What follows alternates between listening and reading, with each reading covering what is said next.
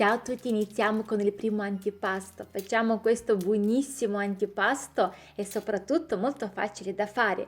Per la prima cosa bisogna cucinare un po' la salsiccia nel modo che si evapora l'acqua che c'è dentro nella salsiccia, così il nostro antipasto rimarrà anche più bello. Prendiamo la mozzarella e amalgamiamo con la salsiccia. Per questo antipasto abbiamo bisogno della base per la pizza. Adesso guardate cosa faccio. Prendo la salsiccia con la mozzarella e faccio più o meno un raviolo, un tortellino aperto. Ecco, come potete notare in questa immagine. Prendiamo un bicchiere che taglia meglio e facciamo questi cerchetti per aiutarci a creare i nostri ravioli. Ecco, li voglio chiamare così. Guardate ragazzi, da me la base per la pizza è stata molto in temperatura ambiente, per cui ho fatto un po' fatica a tagliarlo. Vi consiglio di tenere la base per la pizza in frigo e lo togliete soltanto quando già siete pronti con l'impasto e tutto. Allora, quando li mettiamo in questa pirofila, io prima ho messo un po' di olio nel modo che non si attacchi e pizzette, ecco, non so neanche come definirli, ho giocato così un po' con la fantasia.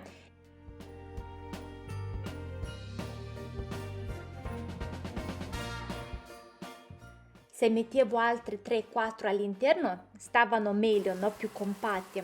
Ho spalmato con un uovo e ho aggiunto anche sesamo sopra, 215 gradi finché vedrete che sono pronti. Ho messo un po' di burro a far sciogliere. Abbiamo bisogno di burro fuso e rosmarino e anche un po' di aglio. Ho tritato un po' di aglio e ho amalgamato bene con il burro e con il rosmarino. Una volta tolto dal forno, insaporite il vostro antipasto con il burro fuso. Lui l'ammorbidisce ancora di più. È un antipasto molto morbido, buono e soprattutto amato da tutti.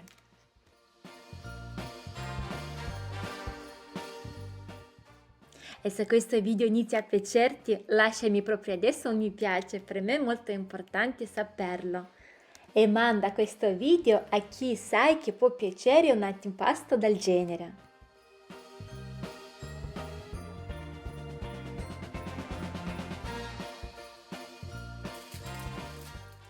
Il prossimo antipasto è con la pasta sfoglia. Vi consiglio la pasta sfoglia da buitoni, ragazzi, perché non ha odori, lei è molto buona.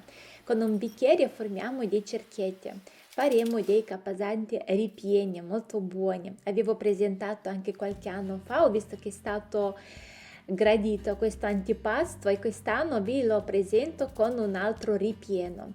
Per la prima cosa facciamo dei cerchietti. La misura che vogliamo noi, più grandi, più piccoli, dipende di quanto volete che siano grandi questi capasanti, questi conchigli, ecco, chiamateli come volete.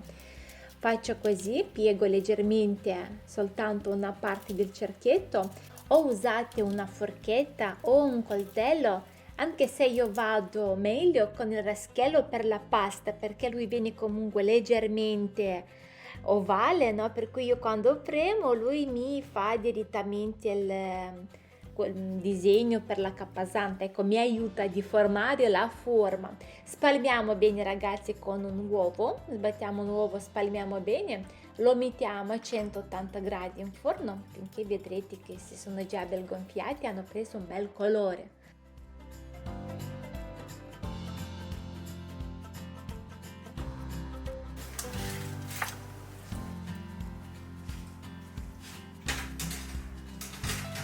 Mentre stanno in forno noi prepariamo il ripieno. Abbiamo bisogno di 3 uova, ho messo prima a bollire 3 uova, un po' di mais, tagliamo a cubetti un cetriolo, un sottacetto, un cetriolo marinato, potete anche sostituire con un carciofo ad esempio, vedete voi.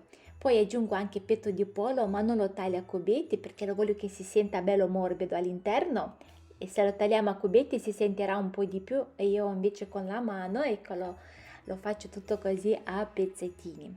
Aggiungiamo un po' di sale, un po' di pepe e la maionese. Amalgamiamo bene, volendo possiamo anche aggiungere un po' di erba cipollina, ecco, dà comunque un po' di contrasto, no? L'erba cipollina su questo impasto, su questo ripieno vedete voi ecco, come in base ai vostri gusti e riempiamo le nostre capesante. Allora, io per aiutarmi a fare tipo la capesanta più originale ho messo anche un olivo.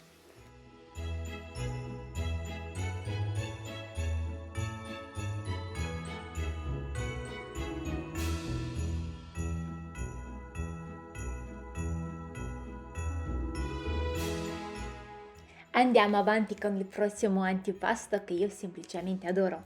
Abbiamo bisogno della frutta rossa, frutta secca. Con il coltello lo faccio a pezzettini, ho aggiunto anche un po' di pistacchio, granuli di pistacchio e un po' di pepe. Amalgamiamo bene e facciamo delle palline molto buone. Questo antipasto lo adoro ragazzi, ad esempio anche se vi vieni qualche amica così per una merenda, per un aperitivo, più che altro. Allora lo potete fare a volo. Prendiamo il nostro formaggio brie e andiamo a fare con questi palline rosse, con questa frutta secca e lui comunque si attacca e l'ho messo anche su un grissino piccolo, un pezzo di pane, qualcosa potete mettere sotto che comunque riuscite a prenderlo con le mani. Ha la combinazione tra dolce e salato, ma nella norma, ok? Cioè sta molto bene questi ingredienti messi insieme. Aggiungiamo anche un po' di aceto balsamico e possiamo anche decorare con un ciuffetto di rosmarino, ma è un antipasto non solo bello ma anche buono buono.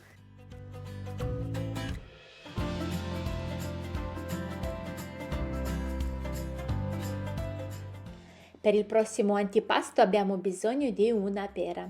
La taglio così, faccio dei dischi con un beccuccio per la crema che si mette in sac à poche. Mi sono aiutata di pulire all'interno i semi. Mettiamo un po' di burro a far sciogliere con 2 cucchiai di zucchero. Bisogna caramellare prima questi pere. Mettiamo pochi minuti da una parte, pochi minuti da un'altra parte, loro diventeranno morbidi saporiti molto con questo zucchero. Insomma, facciamo delle pere caramellate.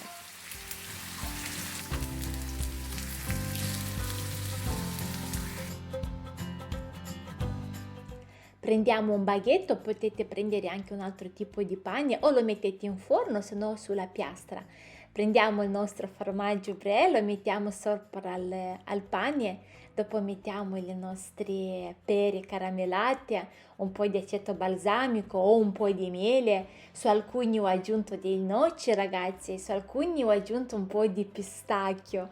Ma questo antipasto è che mangi, vuoi mangiare, mangiare perché non ti bastano, sono talmente buoni, una combinazione perfetta, croccanti, morbido, il formaggio si sente, la pera caramellata, è buono buono.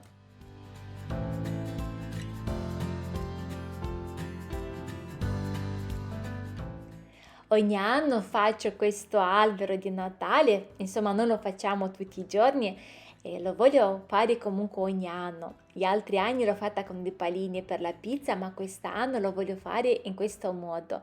Ho preso le due lati che li abbiamo tagliati, li unisco tra di loro nel modo per formare altra metà.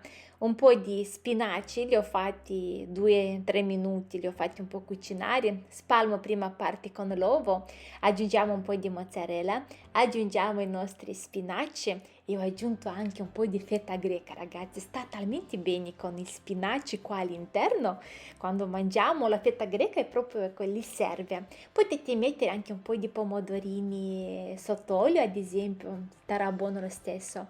E adesso faccio così, mettiamo l'altra parte sopra, sigillo bene i lati e poi in mezzo, sigillo anche in mezzo nel modo che non si gonfia tanto il nostro alberello, che dopo non si capirà che è un bel alberello. Vedete, io lo sigillo bene proprio in mezzo e poi con un coltello tagliamo dei rametti e li giriamo ognuna.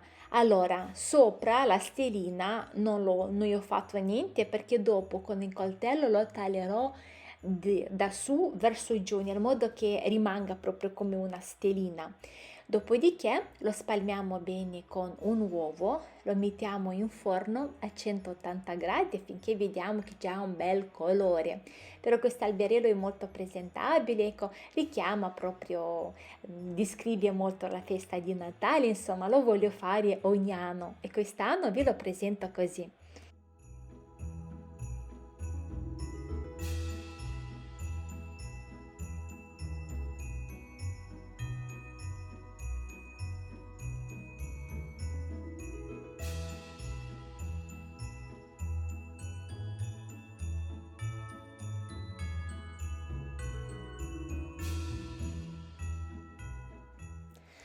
Ho passato con burro fuso, rosmarino e aglio. Mi piace molto come insaporisce molto questo burro fuso con l'aglio e il rosmarino.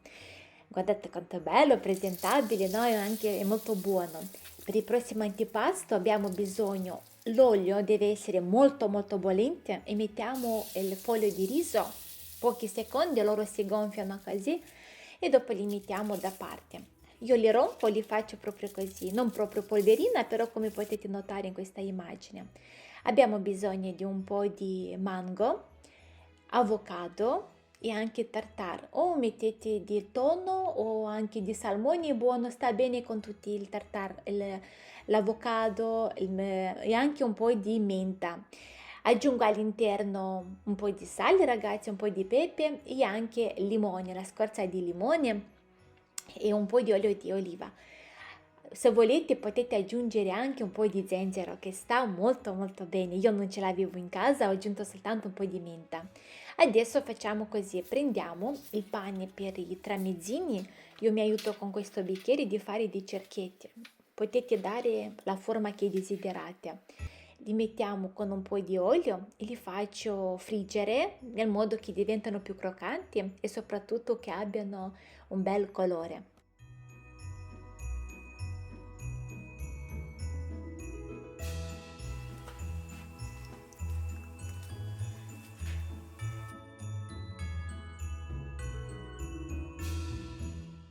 Riempiamo i nostri dischi con questo pesce, con l'avocado, con lui molto buono e sopra mettiamo le foglie di riso che abbiamo tritato prima, richiama la neve, ma anche sta molto bene perché quando si mangia si sente questa croccantezza di questo riso e sta molto bene insieme. Potete anche aggiungere un po' di aceto balsamico.